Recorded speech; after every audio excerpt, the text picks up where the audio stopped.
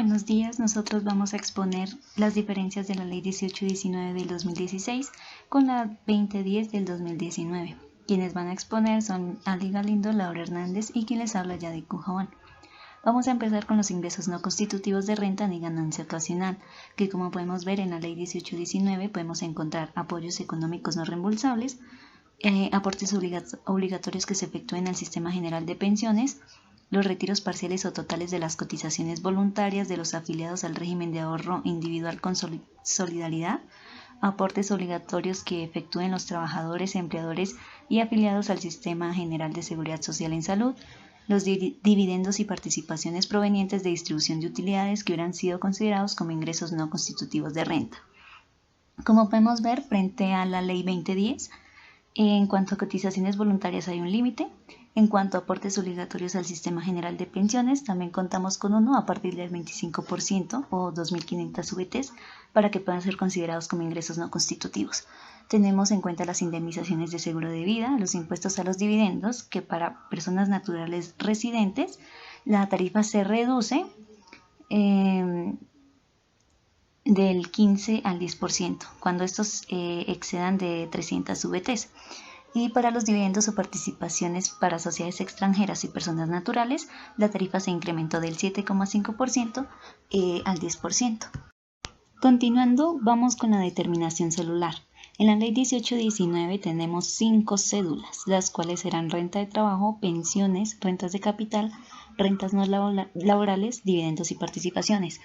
La Ley 2010 nos muestra o nos presenta ya un modo independiente, el cual cuenta con solo 3 cédulas, las cuales son rentas de trabajo, de capital y no laborales, reunidas en una. Como dice, en esta ley se unificaron las rentas cedulares en una sola, que es conocida como la general. Entonces tenemos como segunda las rentas de pensiones y como terceros dividendos y participaciones, en la cual esta última no admiten costos ni deducciones. Entonces, el cambio fue debido a 2 razones, de las cuales nosotras interpretamos. Una de las razones que interpretamos fue el cambio, fue porque antes existían 2 formularios y 3 grandes tipos de contribuyentes para presentar y pagar el impuesto de renta. Por lo tanto, las personas que realizaban a cuenta propia su declaración, pues no sabían en qué cédulas podían estas tributar. Entonces, para ello era necesaria una asesoría profesional. Sin embargo, aún había un problema presente debido a que a pesar de la asesoría, se solía presentar aún así pues mala declaración. Por ende, se debía asistir a la DIAN y declarar el por qué esta se realizaba de una forma incorrecta.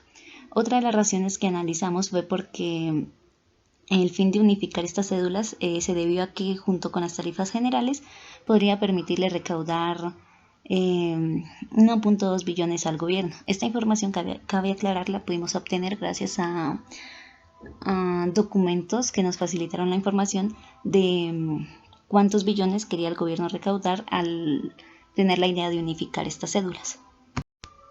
Vamos con las rentas exentas, que como podemos ver la Ley 1819 del 2016 nos aclara que no se podrá imputar en más de una cédula una misma renta exenta o deducción. Nos dice que estas rentas no pueden sobrepasar el 40% del total de los ingresos. Por lo tanto, el 25% se atribuye a las rentas exentas laborales, por lo que el restante del 15% quedaría para incluir a las demás deducciones y rentas exentas, como por ejemplo los intereses pagados en adquisición de vivienda propia mediante la modalidad de crédito hipotecario, de los dependientes de la medicina prepagada y de los aportes voluntarios a fondos de pensiones. También están en rentas exentas los derechos de autor, lotería y licoreras. Frente a la Ley 2010 del 2019, estamos hablando de que las únicas excepciones legales de que trata el artículo 26 del Estatuto Tributario es en cuanto a incentivos tributarios para empresas de economía naranja, las rentas provenientes del desarrollo de industrias de valor agregado tecnológico y actividades creativas, por un término de 7 años, siempre que cumplan con unos determinados requisitos. Dentro de estas rentas también se encuentran la de los magistrados, los jueces de la República y los fondos de pensiones voluntarios, que a través de la ley del Plan Nacional de Desarrollo, donde había interpretación con autoridad, se precisó los aportes a cuentas y a fondos de pensiones voluntarias, las cuales configuraban rentas exentas para personas naturales. Por eso la Ley 2010 hace referencia a los artículos 126.1, 126.4 del Estatuto Tributario como parte de la renta exenta. En rentas de capital, podemos ver a simple vista que en cuanto a la Ley 1819 y a la 2010, los ingresos para esta renta son por conceptos de intereses, rendimientos financieros, arrendamientos, regalías y explotación de la propiedad intelectual. Podemos ver que en la 2010 se tiene que para esta tarifa va a ser desde el 35%. Y en la Ley 1819 del 2016 se puede restar todas las rentas exentas y las deducciones siempre y cuando no excedan el 10%. Bueno, otro tema del que vamos a hablar es la tarifa del impuesto de renta. Según la Ley 1819 nos habla de una tabla para personas naturales, sucesiones ilíquidas y bienes destinados a fines especiales. Entonces, esta ley nos da 3 tablas. La primera es para la renta líquida laboral y la renta de pensiones, que hace referencia a la cédula 1 y 2. Nos da unos rangos en VTs, empiezan desde 0 hasta 1090 VTs con una tarifa del 0% y terminan desde 4100 VTs en adelante con una tarifa del 33%. La segunda cédula es para las rentas de capital y las rentas no laborales, que hace referencia a la cédula 3 y 4. Nos da unos rangos en VTs que empiezan desde 0 hasta 600 VTs con una tarifa del 0% y termina desde 4000 VTs en adelante con una tarifa del 35%. La tercera tabla es para los dividendos y participaciones, que hace referencia a la cédula 5. En esta igualmente nos dan unos rangos en VTs que van desde 0 hasta 600 VTs con una tarifa del 0, desde 600 hasta 1000 del 5% y de 1000 VTs en adelante del 10%. El impuesto en todos los casos se calcula con la respectiva fórmula que nos dan. En cuanto a la Ley 2010, bueno, en esta se dan 2 tablas a diferencia de la Ley 1819 donde nos daban 3. Nos dice que el impuesto sobre la renta de las personas naturales residentes en el país, de las sucesiones de causantes residentes en el país y de los bienes destinados a fines especiales en virtud de donaciones o asignaciones modales se determinará de acuerdo con la siguiente tabla.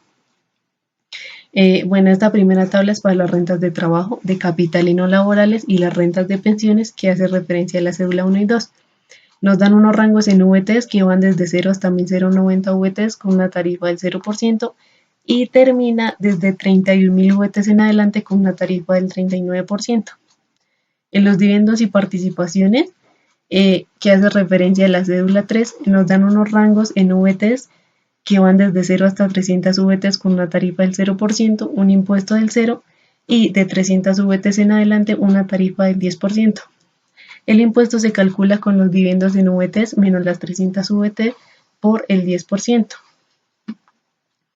En cuanto a la base de renta presuntiva, la Ley 1819 en su artículo 333 nos dice que para efectos de los artículos 188 y 189 del Estatuto Tributario, la renta líquida será determinada por el sistema ordinario y esta será la suma de todas las rentas líquidas cedulares.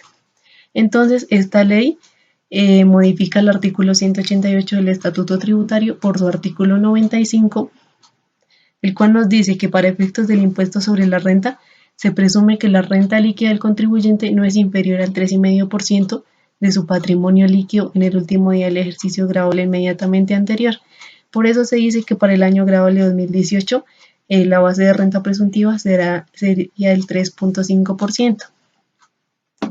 En la Ley 2010 del 2019, esta se encuentra en su artículo 90, donde nos dice que para efectos del impuesto sobre la renta se presume que la renta líquida del contribuyente no es inferior al 3,5% de su patrimonio líquido en el último día del ejercicio grabable inmediatamente anterior, que si nos damos cuenta es lo mismo que nos decía la Ley 1819. Sin embargo, dice que el porcentaje de la renta presuntiva al que se refiere este artículo se reducirá al 0,5% en el año grabable 2020 y al 0% a partir del año grabable 2021. Además, los contribuyentes inscritos bajo el impuesto unificado bajo el régimen simple de tributación simple no estarán sujetos a la renta presuntiva. Otro tema son las rentas de trabajo. Según la Ley 1819-2016 nos dice que estas están en el artículo 103 del Estatuto Tributario. y dice que se consideran rentas exclusivas de trabajo las obtenidas por personas naturales por concepto de salarios, comisiones, prestaciones sociales, viáticos, gastos de representación, honorarios, emolumentos eclesiásticos, compensaciones recibidas por el trabajo asociado cooperativo y en general las compensaciones por servicios personales. Sin embargo, nos dice que para que estas sean consideradas como rentas de trabajo deben tener unos requisitos especiales. Estos son que las compensaciones recibidas por el trabajo asociado cooperativo, la precooperativa o la cooperativa de trabajo asociado deberá tener registrados sus regímenes de trabajo y compensación en el Ministerio de Trabajo y Seguridad Social. Además de esto, los trabajadores asociados de aquellas deberán estar vinculados a los regímenes de seguridad social en salud y pensiones que sean aceptados por la ley o deben tener el carácter de pensionados o con asignación de retiro de acuerdo con los regímenes especiales establecidos por la ley. Igualmente, deberán estar vinculados al Sistema General de Riesgos Profesionales. Con respecto a la Ley 2010, igualmente nos dice que las rentas de trabajo están en el artículo 103 del Estatuto Tributario, que es lo mismo que acabo de decir. En las rentas líquidas gravables, la Ley 1819, en su artículo 331, nos dice que para efectos de determinar las rentas líquidas gravables a las que se les será aplicable las tarifas establecidas por el artículo 241 del Estatuto, se seguirán unas reglas. La primera es que se sumarán las rentas líquidas cedulares obtenidas en las rentas de trabajo y de pensiones y a esta renta líquida gravable les será aplicable la tarifa señalada en el numeral 1 del Estatuto 241. También se dice que se sumarán las rentas líquidas cedulares obtenidas en las rentas no laborales y en las rentas de capital y que a esta renta líquida gravable se les será aplicable la tarifa señalada en el numeral 2 del artículo 241.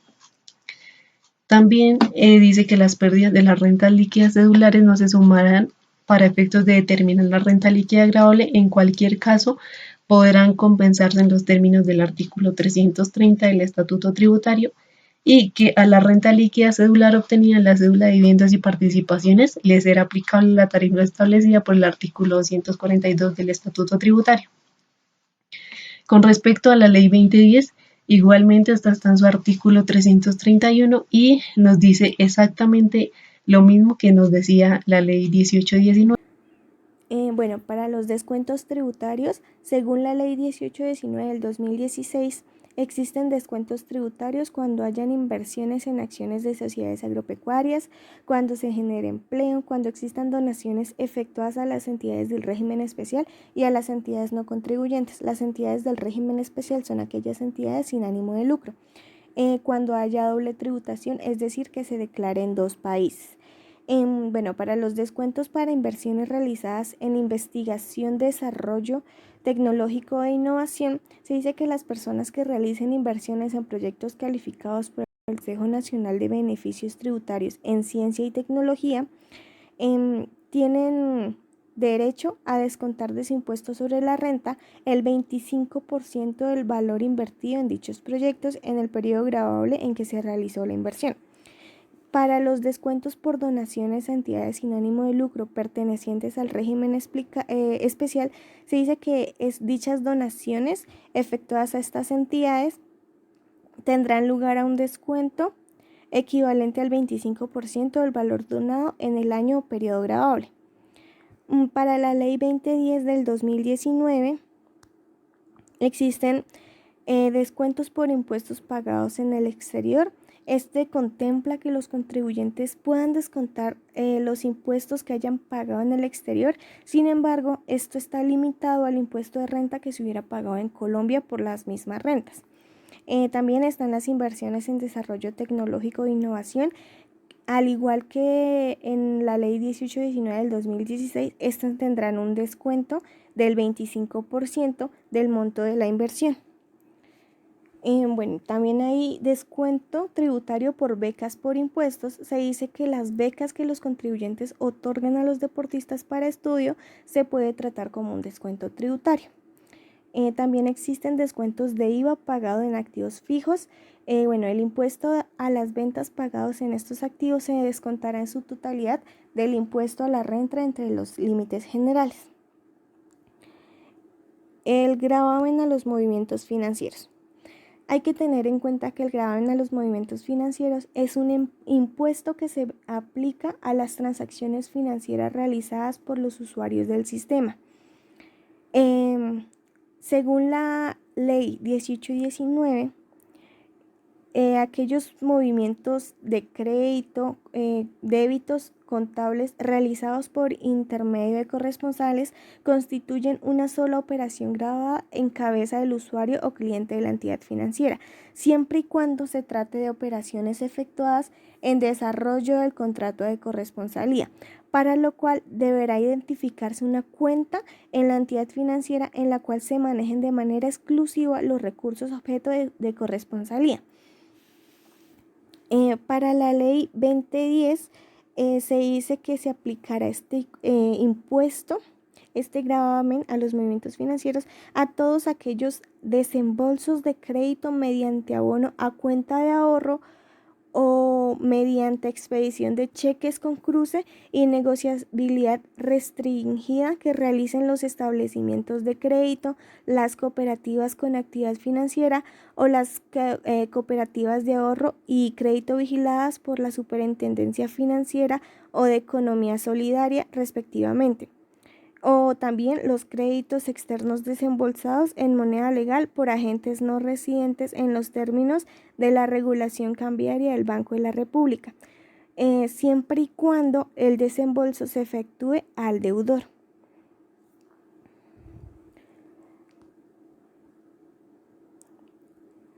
Para las rentas exentas de trabajo, estas se están establecidas en el artículo 206.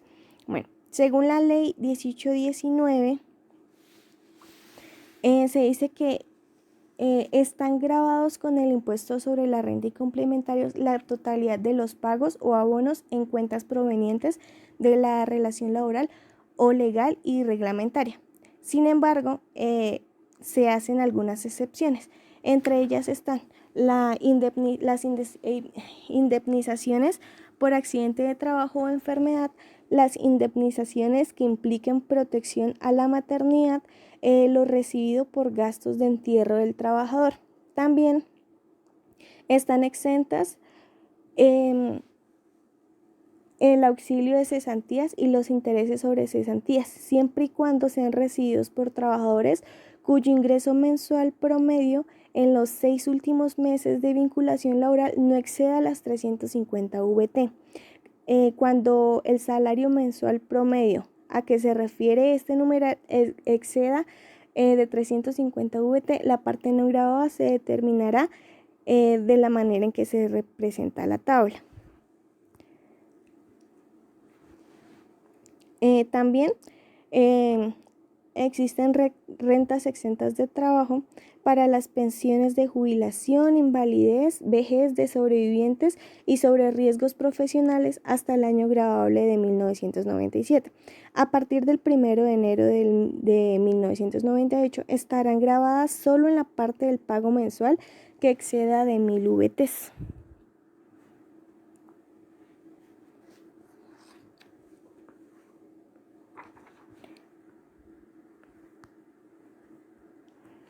Para la ley 2010 se dice que se modifican los numerales 6 y 8 y se adicionan los numerales 7 y 9 al artículo 206 del Estatuto Tributario, los cuales quedarán de la siguiente manera. En el numeral 6 se dice que el seguro por muerte, las compensaciones por muerte y las prestaciones sociales en actividad y en retiro de los miembros de las fuerzas militares y de la Policía Nacional quedarán exentas. El numeral 7 dice que en el caso de los magistrados de los tribunales, sus fiscales y procuradores judiciales se considerará como gasto de representación exentos en un porcentaje equivalente al 50% de su salario. Para los jueces de la República, el porcentaje exento será del 25% sobre su salario. El numeral 8 dice que el exceso del salario básico percibido por los oficiales, suboficiales y soldados profesionales de las fuerzas militares y oficiales quedarán exentos. Y el noveno dice que los gastos de representación de los rectores y profesores de universidades públicas no podrán exceder del 50% de su salario.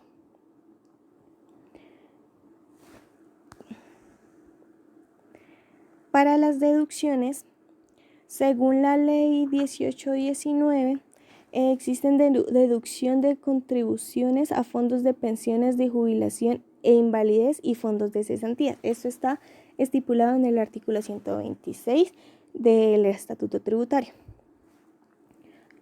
Para efectos del impuesto sobre la renta y complementarios, son deducibles las contribuciones que efectúen las entidades patrocinadoras o empleadoras a fondos de pensiones de jubilación, invalidez, de cesantías.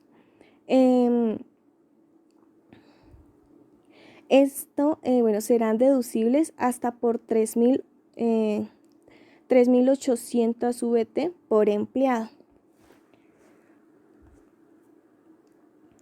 Las deducciones para las prestaciones sociales, aportes para fiscales e impuestos, esto está estipulado en el artículo 115 del Estatuto Tributario. Dice que para los contribuyentes obligados a llevar contabilidad, serán aceptadas las erogaciones devengadas por concepto de prestaciones sociales, aportes para fiscales e impuestos de que trata el artículo 115 del Estatuto Tributario. En el año o periodo gravable que se devengan, siempre y cuando los aportes para fiscales e impuestos se encuentren efectivamente pagados previamente a la presentación de la declaración inicial del impuesto sobre la renta. Para la ley 2010 existen unas deducciones, las cuales son deducción de intereses pagados sobre préstamos educativos del ICETEX. Está estipulado en el artículo 119 del Estatuto Tributario. Se dice que se permite que los intereses que sean pagados por los contribuyentes sobre créditos educativos adquiridos por la educación sean deducibles del impuesto sobre la renta. Esta deducción estará limitada anualmente a 100 VTs. También está la deducción de impuestos pagados y otros. Esto está estipulado en el artículo 115. En esta deducción también se encuentra en la ley 1819, que se dice que es deducible en 100% de los impuestos, tasas y contribuciones que efectivamente se hayan pagado durante el año o periodo gravable por parte del contribuyente, que tenga relación de causalidad con su actividad económica, con excepción del impuesto sobre la renta y complementarios. En el caso del gravamen a los movimientos financieros, será deducible el 50% que haya sido efectivamente pagado por los contribuyentes durante el respectivo año gravable. Y también existe una deducción del primer empleo, en el que dice que los contribuyentes que estén obligados a presentar declaración de renta y complementarios tienen derecho a deducir el 120% de los pagos que realicen por concepto de salario en relación con los empleados que sean menores de 28 años, siempre y cuando se trate del primer empleo de la persona. La deducción máxima por cada empleado no podrá exceder de 115 VTs mensuales y procederá en el año gravable en que el empleado sea contratado por el contribuyente.